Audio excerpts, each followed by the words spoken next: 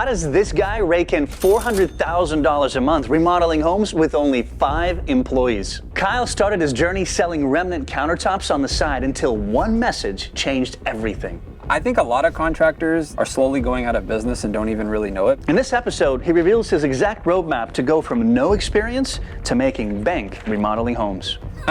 How am I getting those margins? Yeah, how he runs his business without doing any of the remodeling work himself.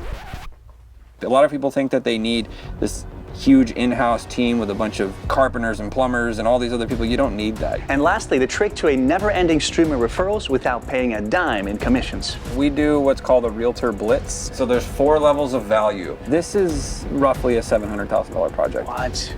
That is insane. Kyle, you are the #1 remodeler in Tacoma, at least voted. What me and the audience want to know, though, is where it all started. Give us a quick backstory. So in 2016-17, I was working in the union as a marble mason or a countertop person, and I had basically gotten fired. I wasn't the best employee. And so it kind of pushed me. I had my back against the wall, and so I had to start my own company. That was the only option that I saw. Why not just go get another 9 to 5? I mean, why did you feel like you had to start your own company? At the time, I was kind of surrounded by a lot of entrepreneurs. I was in that environment, and I guess it was just like my association, and I never really saw like a way to get like the financial means or security for my family by working a job. Where are we going next? You got another project on Proctor? Yeah, we're gonna go to a historic home that we're in the middle of working on. We just got cabinets in, and I want to catch the countertop guys. All right, let's do it. Cool. What can you tell us about this project? This is a historic home, and this job's really important to me because I actually grew up like right across the street at my parents' house, and this whole thing is basically was taken down to the studs. So walk us through the transition of a 9 to 5 to now you're on your own. You started the business. What were some of the challenges you faced? What do you want to highlight from that period of time? I think a big part of it was just being able to develop the self-image where you feel like you're worth charging enough money for homeowners. I think that's like a big journey that took me probably 3-4 years to really understand. And then also on top of that, you know, there's like the logistics part of business, there's learning marketing, there's project management, there's the actual deliverable in construction, which is the hardest part. If you could go back now, Kyle, with what you know, what would you do slightly different if you could? I would focus on marketing and sales in the beginning and get those chops down, and then focus more on like the project management stuff. If you had the #1 marketing sales guy tell you a piece of advice, right, before, when you got started, what would you love to hear? Focus on networking and making intentional relationships in like all other areas and facets of not necessarily directly in construction, but like real estate agents, designers, getting around people that are, you know, around your ideal client every day. About you guys watching, what do you think? When starting a business, is it A, started as a side hustle until it replaces your full income, or B, just jump into it head first, hoping that the lack of plan B makes you successful? What do you guys think? Comment below. All right, well, let's go check out the upstairs. I see the guys doing something. What are they doing up there? Yeah, there's some countertops that are being installed upstairs. They're getting ready for the tile guy to come in. Yeah, let's go check it out. I like weird things. Let's go look. What was your revenue like first year? What was your take home as well, profit margins? It's kind of embarrassing. It was That's okay. 300 grand is what I did my first year. I barely made $40,000. It was kind of a mess. Talk to us why. What's the takeaway? I think it ties into developing that self-image and feeling like you deserve to make money. I grew up poor. I'm the oldest of 10 kids. And so I had to overcome a lot of like mind stuff, self-image stuff, bad things about money in my life. And so I think that was a really big obstacle for me. So you were doing jobs, booking jobs, but just not really making a lot on each job, right? I mean, you were giving a lot of people really good deals, essentially, right? I was working for free. Yeah. Interesting that you tie it to your self-image and what you can or can't ask as far as value. What else as far as takeaways from that period? Okay, so there's 4 levels of value, right? And I learned this from somebody by the name of Myron Golden. And when I heard this, it really changed my life because I was working in the field. So there's the first level of value is implementation. That's when you're working with your muscles and you're the person who does the thing. that person income is capped. You're not going to make really more than like 100 grand by actually physically working with your muscles. Right. The second level of value is management. And so the person who manages the person doing the thing, that person's income is going to be a little bit greater. You notice how people in management make more money than, you know, the guy on the ground doing the thing. The third level is where you start actually making money, which is communication. So person who's in sales, real estate agent, that kind of thing, they're adding more value because money is spiritual. I know I'm getting weird here, but we're with you. So the higher you climb on that ladder, no matter what industry you're in, you're going to make more money because you're adding more value. Well, let's go check out the North 7 project. What's unique about that? That's a even older historic home, and older. it's kind of almost like a mansion. Dang. It has some really cool details that I think you guys are going to be really excited about. So Okay, let's go I'll check follow it you out. Let's do it. Are they updating it to more modern or just? Some parts, yes, but they really want to pay like a homage and respect to the original finishes to the home, and so cool. we're really trying to maintain that. That's super important to me as well. Okay. Well, that ties us into the next question, I guess, and I'll start by asking, what's the ticket price on this project? This is roughly a $700,000 project. What? I'm not used to hearing those kind of numbers. What is your average ticket price across all your projects? What would you say that is? So we do like two types. We do like whole home remodels, Yep. which, you know, are above usually $500,000, or we do like a Okay. kitchen, which is usually about $140. And so between the two of those, it ends up being about $350-ish. The profit margins, by the way, for the industry are roughly around 20%. Now you're achieving 40. I'm sure the audience wants to know, how do we increase our profit margins as a contractor, as a remodeler? The initial is 40, right? After slippage and all that, it goes to about 35 because there is slippage in construction. I think a lot of contractors, like you're saying 20%, are slowly going out of business and don't even really know it because, in my opinion, it costs 20% just to run the business, like in terms of like overhead. So just because of the state and the way that things are. So Yeah. how am I getting those margins? Yeah, I mean, tools you use, maybe systems you have in place? Yeah, we have a really refined sales process. I think homeowners are willing to pay a little bit more for a better experience and to know that there's a fixed cost involved, rather than, we call it contractor games, where they come in at, say, $100,000 and then it ends up being $200,000. We don't play that game. That's the whole reason why I became a contractor, is because my parents got taken advantage of, like, really badly, and you know, they did a big addition on their house and it ended up taking like twice the time and triple the amount of money. Wow. And so that's kind of our whole vibe, is to make sure that doesn't happen. And so you made it your life mission to get into contractor and make sure that that never happens again. Yep, pretty much. That's a good goal. So in terms of marketing, what do you think would be the best ROI for people just starting out in the industry? Do everything you can to capitalize on that job. So we do a 6-pack, we knock the neighborhood, and it's not, hey, my name's Kyle, give me work. It's, hey, we're gonna be in the neighborhood, and I just wanna let you know, like, hey, if any of my guys like park in front of your house or anything like that, here's my card, give me a call. It's, you know, get what I'm saying? I'm dropping a subtle hint. Yeah. I'm adding value rather than like, hey, give me work.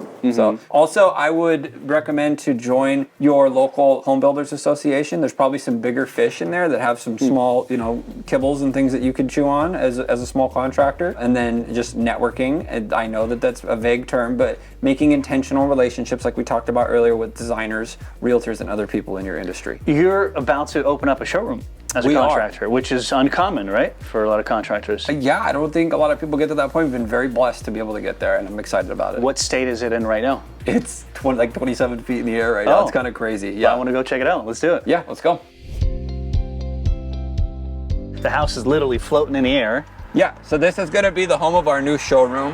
Wow. We're in collaboration with a designer on this, so we're kind of like splitting the space because we're both using it for the same things, and in return, she gets to do her designs, we get to bring clients here. It's going to be a really cool space. All right, take us back to the 15-year-old Kyle. Like, what were you like? What kind of environment were you growing up in? Who had the biggest influence on you that now has an impact?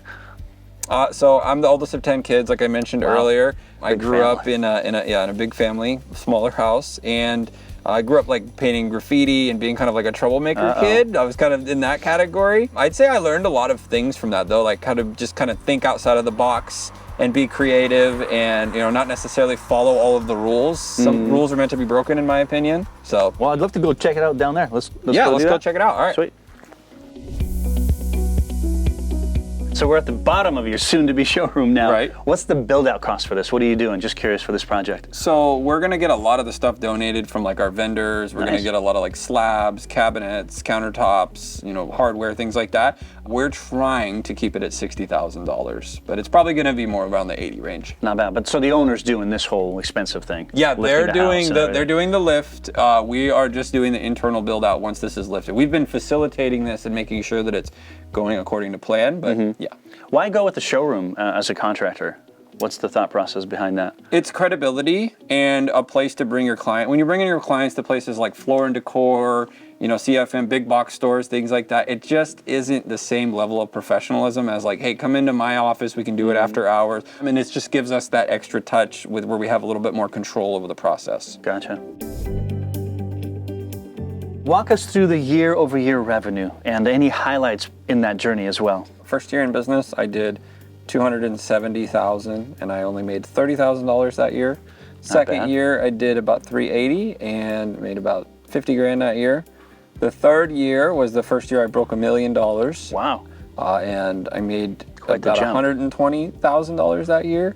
And then the next year after that, same thing, 1.3, 1.4. I kind of stayed there for a little while until about 3 years ago. I did 2.7, and that was a crazy year. I was kind of pulling my hair out, and I actually lost $500,000 that year. Dude, what happened? What are some lessons learned from that experience? So that was a commercial job that I underbid severely. And did you do commercial before that, or was this? No, okay. exactly. I stepped out of my zone. You stepped out of your boundary. Okay. Yeah. Okay. Well, sometimes you got to tap into that. So, your business is making millions. You're on a great trajectory. Are you happy? But before you answer that question, let's hear a quick word from our sponsor who made this video possible. At UpFlip, we encounter tons of different businesses, from seven-figure t-shirt companies to pretzel food trucks. These remarkable entrepreneurs share one secret to success: margins. You don't need an MBA to understand that reducing business expenses equals more profit.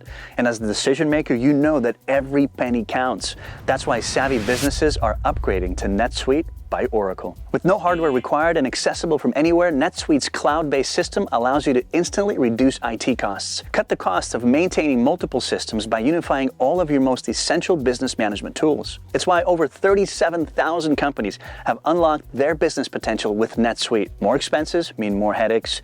Why not cut costs, boost performance, and make your life easier at the same time? NetSuite is the #1 cloud financial system, bringing accounting, financial management, inventory, HR into one platform and one source of truth. You improve efficiency by bringing all your major business processes into one platform, slashing manual tasks and errors. That's why, by popular demand, NetSuite has extended its one-of-a-kind flexible financing program for a few more weeks. Head to netsuite.com/upflip. netsuite.com/upflip. I would say that I'm happy. I'm not content though. We're definitely like moving in the right direction of where we want to be, but there's always room for improvement.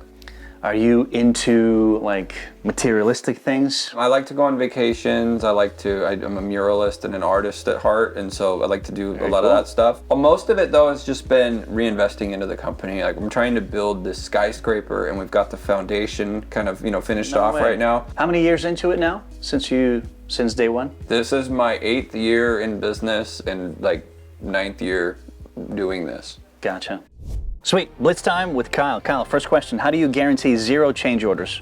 There's almost always some kind of framing, plumbing, HVAC, or electrical issues, etc. Definitely through taking your time through the pre-construction process, doing some extensive investigative work, like drilling holes into things, and then just making airtight designs that are standardized when it comes to like your deliverables. Okay.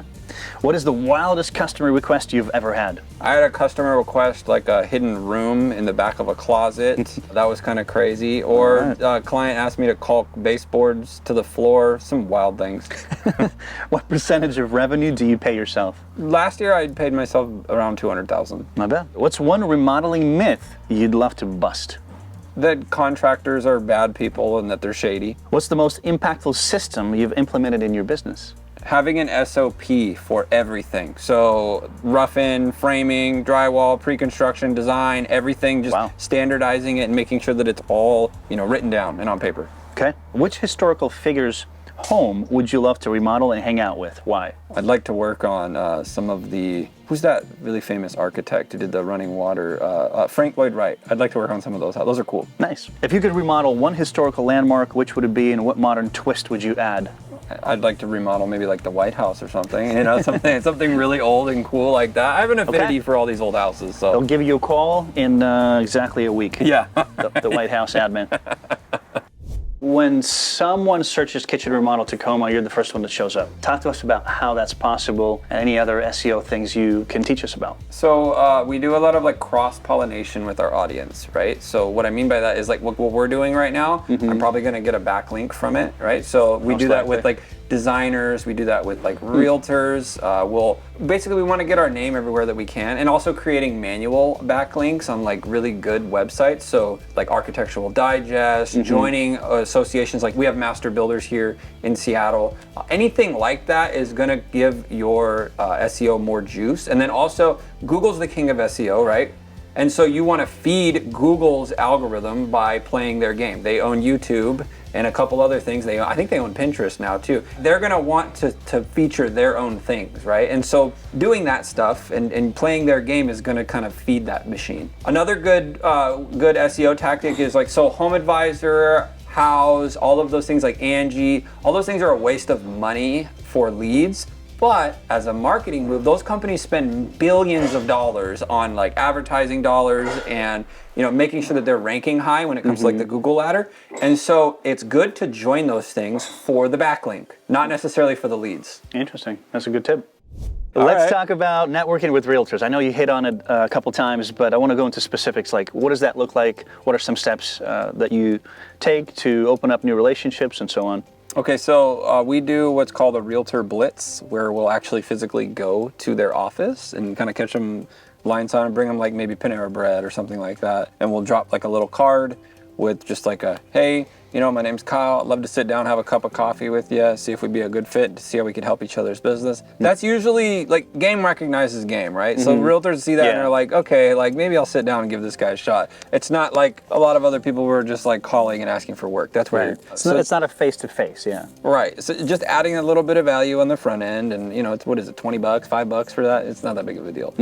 So we do that, and then we sit down with them and explain how we can help their business and make them look like rock stars. We're typically looking for real estate agents that are in like the retail sector, that work with affluent homeowners that move more than 10 houses a year. Gotcha. So you have a criteria. Yeah. Out of the 200 homes that we go to a month, we will ask the homeowners during our sales process if they've ever thought about selling their house. And then if it ever comes up that yes, they have or whatever, then we introduce them to one of our VIP realtors.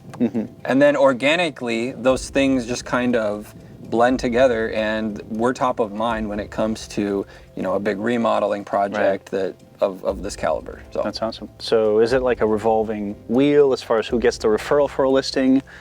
Because you have a number of VIPs on the list. It just depends on who's feeding us the work, who's in front of a lot of homeowners and that kind of thing. It's depending on how you feel today too. Yeah, it depends on who's pissing me off. No. Whoever bought you a There's latte a little yesterday. bit of that. Yeah, exactly. Oh, Paul bought me a latte yesterday. Actually, got a lead for him. Right. It's not a ton of like leads necessarily. Like we're not obviously going to be like their biggest, but we want to help out and add value. It's to a win-win. real estate. Yeah, reciprocal. Yeah. Say they have like a big property and there's like a space on the property where they could build an ADU. We'll put together like a whole package for them. Nice. And they'll just leave it at the counter when they do the open house and make them look like rock stars. So Sweet. Not a lot of contractors are doing stuff like that. I know. That's why I think it's important that we bring it up to you guys as well. So if you guys have any other ideas as far as networking as a contractor besides realtors, comment below. We'd love to know who you're reaching out to, what groups of people, and what that's doing to your business. How did you differentiate yourself when you got into the industry? Because remodeling is a very competitive business. So talk to us about how you decided to stand out. What made you different? I think that it's an advantage that the remodeling industry is saturated because so many people are inundated with this old way of thinking. People are very old school. And so we have an opportunity to implement things like technology, checklists. We can be a little bit more scrappy with marketing. It's kind of like contractors are like dinosaurs, and so we can kind of come in there and just have like this new approach, and it works. Any specific steps that you took to stand out, whether it's maybe a technology piece that you've implemented or a process, a service that nobody else did? Well, this is Can you going to highlight? sound really stupid, but literally just being on Facebook and being on Instagram and having a social media presence is like, you're already like 9 steps ahead of most contractors. Like most of them don't even have a website here. I also take it a step further. We have videos. We do a lot of video content. And so the homeowners almost feel like they know you before you come out to the house. And so somebody moves here from say California or out of state, you know, what are they gonna do? They're gonna go on Google, they're gonna look somebody up, they're gonna see you, and they're already gonna know you. Who are they gonna call? So. Right.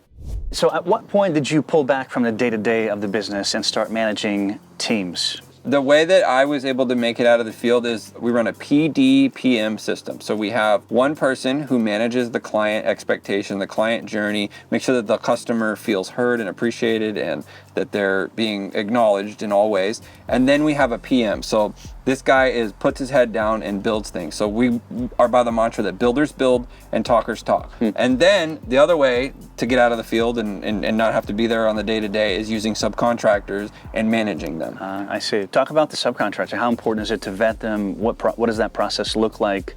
And quality control too. Yeah, so we have an 18-point checklist for every single trade and phase of construction. And then using them on like a smaller job, making sure that the payment terms are clear, that you're not paying them, 90% up front. Same thing with a retail contractor. And just being able to control like the costs of the project to the homeowner is really important for us, and that's why we use subcontractors. And so from subs to employees, you have what, total of 4, maybe 5 employees? Yeah, we run a lean Pretty ship. lean, We only have 5. We don't need more than that. A lot of people think that they need this huge in-house team with a bunch of carpenters and plumbers and all these other people. You don't need that. The real skill and thing that we're bringing to the table is project management, not the labor. Gotcha. For those getting into this industry, Kyle, in a different market, for example, what would your advice be to stand out besides the things you've mentioned already? Definitely a lot of networking events, like the old school stuff does work. We kind of mix that with the new school. I think that that's super important. And then also just like having strategic partnerships in other industries. So it could be like real estate agents, mortgage loan officers, anybody who works with the affluent is gonna have kind of those like roots and those branches that are gonna branch out into other industries. Okay. So as far as real estate agents, because I'm a full-time real estate agent, besides YouTube, if you need a good realtor, hit me up. Okay. What do you do as far as relationships with realtors and other people to build that network, and how does that benefit the business? So real estate agents typically have a really big pain point when it comes to like getting inspection turnarounds, getting their houses taken care of before they hit the market, like all those pesky little things that don't fall under the category of like a handyman, but they also don't fall under the category of say like a big design build company. And so we'll come in there and we'll take care of the real estate agent and roll the red carpet out for them. We'll do like a no pitch walkthrough just to show them what's possible in the house without getting commission breath on them. And in return, we expect obviously when there's a big remodel or something like that, we'd be top of mind. Gotcha. At what point and why did you decide to switch from just countertop installations to like now everything? There's a lot of competition when it comes to countertops. I see. And I don't know, I guess I wasn't super good at like marketing that, and it just kind of naturally progressed into that. We started getting asked to do bigger and broader scope of work, and just naturally blossomed into design build. So it wasn't like a sit down specific, this is what I'm gonna do. You're saying it just kind of evolved into what you are today now? 100%. What do you say to the guys now that are starting out with just maybe one particular niche in the construction world? I don't think you should be everything for everybody. We're not necessarily that either. We're definitely in a lane, but at the same time, like getting good at one thing, there's power in that. When it comes to like roofing, siding, whatever, there's so many facets and avenues in construction you can go down. Earlier you mentioned how you were full of fear when you're meeting homeowners for the first time in this business. How did you overcome that? Talk to us about it. So yeah, I used to be really scared. I used to spend every Sunday running sales appointments, or I thought they were sales appointments. I didn't know what the heck I was doing. And so I think the biggest thing that got me over that was just I invested a lot into a lot of coaching programs, into a lot of sales programs, and that got me out of my shell and was able to kind of help me get out. And actually now I teach other contractors how to sell to homeowners. So and interact. So what's the biggest takeaway from when you spent $60K on one coaching program? What's the biggest takeaway from that? What did you learn? I learned how to knock on a door, how to walk up to the homeowner's door. And I know this sounds stupid. How to walk up to a door and how to approach a homeowner without being intimidating. A lot of homeowners, you know, like single women or whatever, you know what I mean? And so you want to look less intimidating. You're this big, bad, scary contractor, and homeowners have this preconceived notion of what you're going to be. Okay. So how do you do it? Can you tell me? Can you walk me Yeah. through So it? okay, you want to do it? Okay. Yeah, So I'm you the walk up to homeowner. the door instead of walking up straight and squaring up with you, right? Because Listen very I'm a carefully. male. This is right? a $60,000 coaching advice. Okay. All right. You want to stand sideways. Wait, you're not going to You wanna crab walk stand- to the house, You want to right? stand sideways, and you don't want to be like too close, right? Like this is weird, right? So you backed up away from me, right? Yes, yeah. So you want to stand sideways and like this, a little bit away from the door. Okay. Knock on the door. As soon as they open the door, Sideways. hi, I'm Kyle. We had a 10 o'clock appointment. I'm Paul, here to good talk to about meet your you. remodeling project, right? Yeah. Then put your head down so they can't give you any objections and start walking, right? I'm in your Wait, bubble. wait. You're walking into my house? Yeah. Oh, you're right. We had an appointment. Yeah. You know, what am I talking about? I Come put in, my Kyle. head down and I start walking into the house. As soon as I get close to you, you're gonna kind of move out of the way a little bit, right? Because I'm in your bubble now. So you take charge of the appointment you set. A little bit, but gently. Yeah. Gently barge into my house because he did set the appointment, so Right. it's fair. I can't say no now. Okay. Right. That makes sense. Okay. That's a now little- we're on to something. Yeah. Okay. Share with us your relationship with realtors. It seems like a big part of your business. They're sending you all these clients. You're not paying them really a big commission.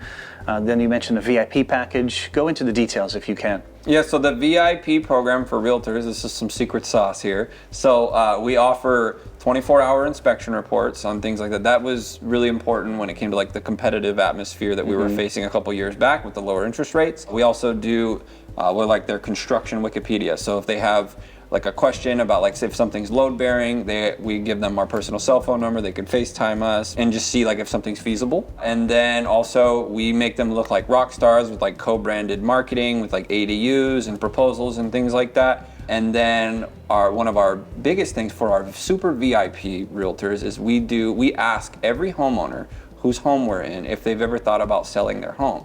And if the answer is yes, we refer them to one of our VIP partners. Wow. Does that make sense? Yeah.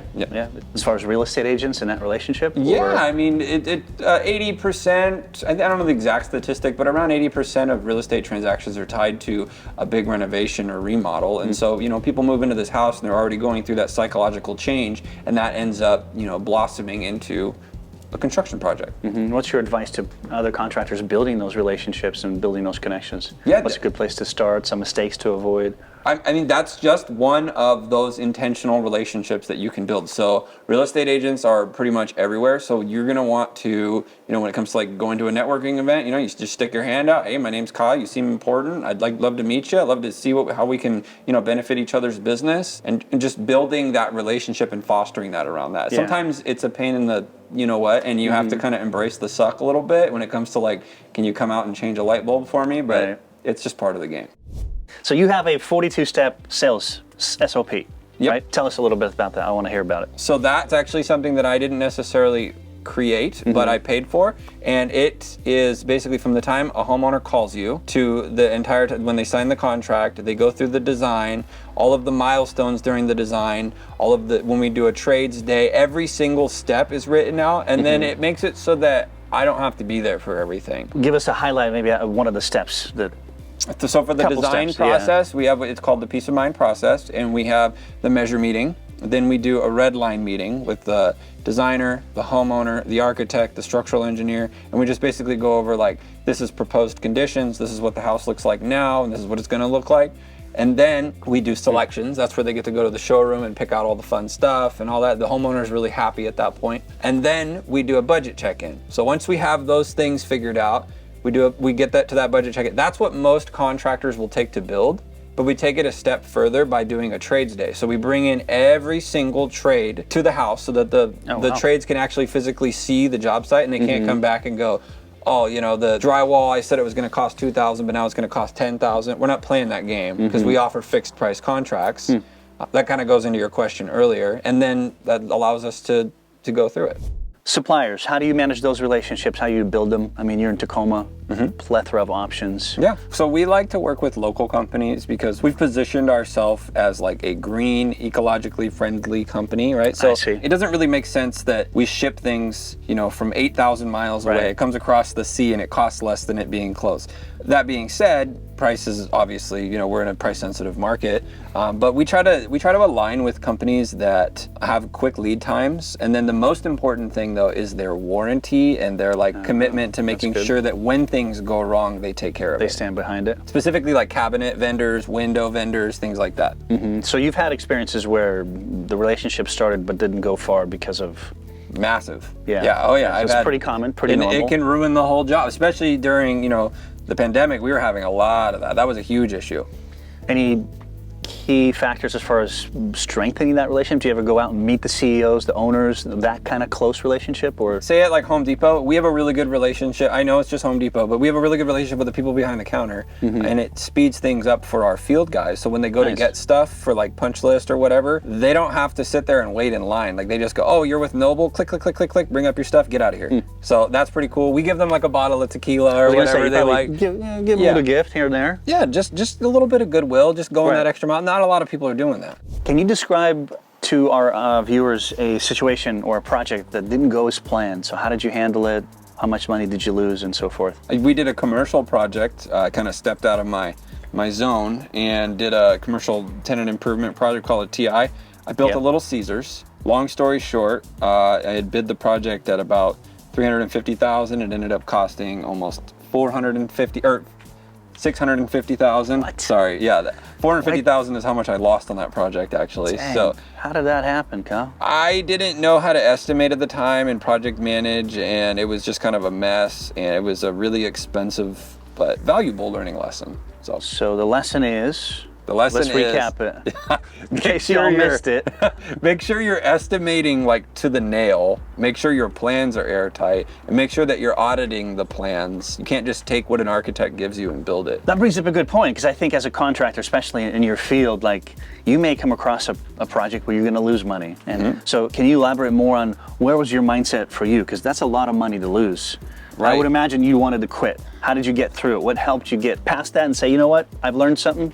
I'm keeping moving forward. Maybe I'm just stupid or stubborn, but that's good. I didn't want to just throw in the towel. I don't think that's the right thing to do. You know, I ended up having to take a merchant cash advance, and it was a super aggressive interest rate. It took me a long time to pay it back, and it was really hard.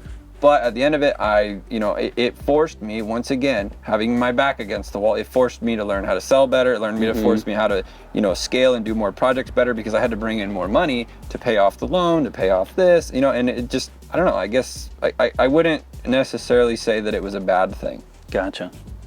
That's interesting, because if you bid at $350 and it cost you $650, doesn't the owner fork out the difference? Yeah, you would think that. So this was like PPP. I don't know what you call it. It was a PPP money of some sort, right? And so the government had supplemented, and so you weren't able to just be like, hey, change order the government. Yeah. You could do a certain point, but that was the $350 I'm talking about was a topped out amount of money. And I was unfamiliar with it at the time. Like I said, I'm young, I'm still learning things, and so I didn't understand really how that works. So a lot of people talk about how important it is to vet your contractor. I have an alternate opinion. I think it's important to vet your homeowner or the person that's paying you and make sure that the money's actually there. There you go. So, how would you do that with your knowledge and experience today? Just having those tougher conversations with them and just, asking the right questions. A lot of it just boils down to communication. Right. What's your Coinbase login? What's your PIN code, right? Just in case you... Give me your Bitcoin wallet, yeah. You never know what the balance is.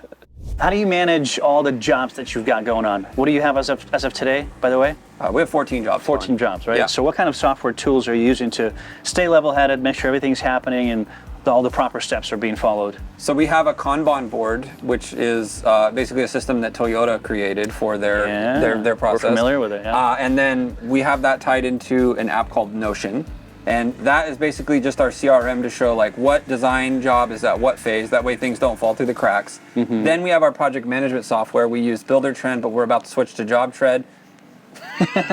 And we like that. That's a good way to just keep the clients updated on what's happening for daily logs and that sort of thing. Gotcha. That's about it for our tech package outside of like the sales stuff. Gotcha. And that board is Kanban? Kanban, yeah. It's a Kanban board integrated into Notion. Yep. And the reason I re-asked it is because if you guys haven't seen our videos with Paul Akers, he talks about Kanban, he talks about lean manufacturing, so make sure you check them out. We'll put them somewhere out here. So you mentioned that a lot of the contractors in business today are sort of like old age dinosaurs, right? So in a way, that's a great opportunity for those getting into the industry to stand out and get ahead of them, right? Yep. Can you highlight a list of things that you should be doing today to get ahead of some of these dinosaurs and really do a good job in all ways? Yeah, so basically taking everything that the older guys are doing and putting it out there into the world for people to consume. Having just an online footprint is going to set you apart a ton. Most of that stuff is done like organically or behind the scenes with these older guys in this last generation. And so I think us as this new generation have a really cool opportunity to kind of publicize that and bring that to the forefront. Since we're on that note, Kyle, is there anything else about marketing, about print advertising, community outreach that you're doing that you haven't shared yet with our audience that we can learn from? We have some other special secret sauce. It's called the Brand Ambassador Program. And I'm not going to get like super specific into it, but basically it's a way for us to guarantee that we're going to get like a review at the end of the video. We do like an exit interview via video, kind of like this. Is it wrong that we're going to miss you? No. And I think that's a testament to what a wonderful experience when you miss the team after they've tore up your house for 6 months. Because the homeowners get fatigued during long remodeling projects, and there's this like emotional roller coaster that they go through, and so we want to alleviate that by investing marketing dollars into their project. So, and that's as far as I'll go. Okay. Well, if you guys want to know more details, reach out directly to Kyle, right? Yep. What are some common mistakes entrepreneurs make in your field? Give us a few. The biggest one I see is not having an airtight set of construction documents and rushing things into build and not taking your time to do it. On top of that, obviously it would be like undervaluing yourself and not charging the right amount that you need to charge to stay in business and provide a good service to your clients. Give me 2 practical solutions for each of those problems. How would you solve that problem for someone today? If I was like just starting and needed to figure out what my plans needed to have on them, I would do an internal check on the plans, visualize that I'm taking it through build, and then just write down and physically mark the plans of what needs to be done. We call it a red line meeting, and then send it back to the designer or draftsman or architect, because they don't build things, so they don't actually know what needs to be on those set of plans most of the time. The undervaluing thing, I would read some books, and I would just remember that, part of that just goes to experience, it goes to like throughout the timeline of owning a business, you realize what it costs to run that business. But I would definitely like read some books and build your like self-image when it comes to what you need to charge and what you need to stay in business, and maybe ask someone who's a little bit further along the line than you. What's one book that fundamentally changed how you approach and do business, and if so, how? If I had to pick one, it would be the Eisenhower Matrix from the 7 Habits of Highly Effective People, and like converting things into like that power list where you have like urgent, not urgent, delegate, that whole system for the time. And if anybody's listening, I would definitely check that out, because when you're in business, you get all these things thrown at you and you have so many things to do, and just putting them into a list doesn't actually work. To have them into those 4 quadrants and organize them like that, super helpful. All right, just curious, if you had to sell your business today, Kyle, what would that number be for you to accept it? And I guess it ties into, do you have an exit strategy? I do have an exit strategy. If I had to think about like a number right now, it'd be north of 10 take million. my check out. 10 mil? Yeah. Okay. Yeah, I know that seems a little rich, but I'd say north of 10. The exit strategy, so with our partnership with Remodel Commanders, what we're planning on doing is creating the first publicly traded remodeling company throughout America. So we have this training platform that everybody's going to be running the same ecosystem, same operating system on all these different remodels. We want to get like 200 of them together, and then do what Waste Management did, which is to roll them all up, put them inside of one big company, and then take it public. Wow. How long do you think that's going to take? That's probably a 5 to 10 year goal, realistically. Wow. Sounds amazing. Yeah, but I'm 29, so I got time. You got time. Okay. Now that we're on the topic of building, what if I told you that Mark started his $80 million a year building business with no money to his name? Seriously, check it out for yourself. Thank you for watching. Like and subscribe. We'll see you next time.